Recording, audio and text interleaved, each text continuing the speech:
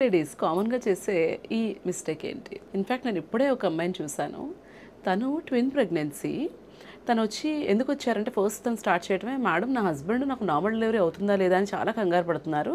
మీ దగ్గరకొస్తే normal delivery అవుతుందని నన్ను తీసుకొచ్చారు" అని చెప్పింది తను. తన ప్రీవియస్ హిస్టరీ రిపోర్ట్స్ చూస్తూ ఉంటే 8 వీక్స్‌కి తను స్కాన్‌కి వెళ్లారు. ఆ తర్వాత అసలు గైనకాలజిస్ట్ దగ్గరికి వెళ్ళలేదు. 13 వీక్స్‌లో చేసుకోవాల్సిన ఇంపార్టెంట్ స్కాన్ చేసుకోలేదు, బ్లడ్ టెస్ట్ చేసుకోలేదు, కనీసం ఐరన్ అండ్ కాల్షియం సప్లిమెంట్ కూడా వాడట్లేదు. మీరు తొమ్మిదో నెలలో డెలివరీ నార్మల్ అవుతుందా, సిజేరియన్ అవుతుందా అనే విషయం గురించి ఆలోచిస్తున్నారు తప్పితే, ఈ 9 నెలలు మీరు చేయాల్సిన థింగ్స్ గురించి ఆలోచించట్లేదు. రెగ్యులర్ చెకప్స్‌కి వెళ్ళండి, ఎక్సర్సైజ్ చేసుకోండి, హెల్తీ ఫుడ్ తీసుకోండి అండ్ వీటి మీద ఫోకస్ చేయండి. మోడ్ ఆఫ్ డెలివరీ గురించి ఆలోచించొద్దు, యాంగ్జైటీ వద్దు, ఓవర్ థింకింగ్ వద్దు. Enjoy your pregnancy journey. ఇది మళ్ళీ మళ్ళీ రాదు కదా! Once or twice in your life. So, ఆ ప్రెగ్నెన్సీ జర్నీ ఎంజాయ్ చేయండి. ఓవర్ యాంగ్షియస్‌గా ఉండకండి. I hope it helps. Thank you.